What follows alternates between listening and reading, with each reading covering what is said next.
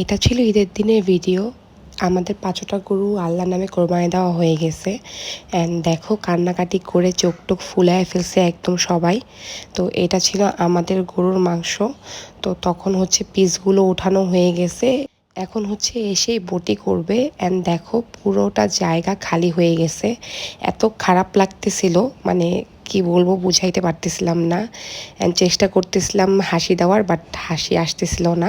এরপরে মাংস বটি-টটি করে সব বাসার দিকে নিয়ে দেন হচ্ছে সব প্যাকেট করলাম, করে এখন বের হয়ে গেছি বাটার উদ্দেশ্যে। প্রথমে বরাবর বাসায় গেলাম, দেন চান বাবার বাসায়। যে গরুগুলাকে দেখেও খারাপ লাগতেছে, কারণ এগুলোও কালকে দেওয়া হয়ে যাবে। তো এরপরে হচ্ছে গেলাম বাবুল আব্বুর বাসায়। তো আমি হচ্ছে রিকশায় বসেছিলাম, অ্যান্ড আমার হাজব্যান্ড হচ্ছে সবার বাসার উপরে উঠে উঠে দিয়ে আসতেছিল। বিয়ে করার এই একটা ফায়দা হয়েছে, নাইলে তো আমার হচ্ছে সবার বাসায় দৌড়ানো লাগতো একা একাই। তো বাসায় এসে হচ্ছে আমি আবার মাংস বসালাম। এত বেশি কাজ করছি যে ক্লিপ নেওয়ার আসলে সময় ছিল না। আর গরু জবাইয়ের ভিডিও আমি এমনিও নেই না, বিকজ আমার ওই মোমেন্টটা আসলে অন্যরকম লাগে, ভিডিও করার মন মানসিকতা থাকে না।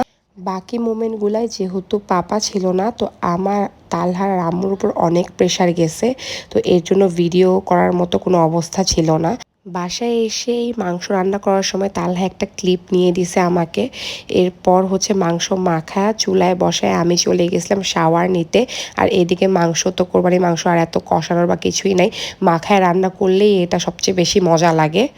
আর আমি হচ্ছে হাড্ডি সহ মাংসগুলো বেশি নিছি, যেহেতু হাড্ডি থেকে একটা রস বের হইলে মাংসর স্বাদটা অন্যরকম হয়ে যায়। তো এই যে আমি নিয়ে এখন চুলায় বসায় দিব। ইগনোর মাই জামা কাপড়, কারণ এই অবস্থা আসলে ভালো কাপড় চোপড় পরার কোনো সুযোগ ছিল না। এরপর মাংসটা বসায় হচ্ছে ঢেকে দিয়েছি, আর ওইদিকে আম্মু কোরমার মাংস হচ্ছে রেডি করতেছিল।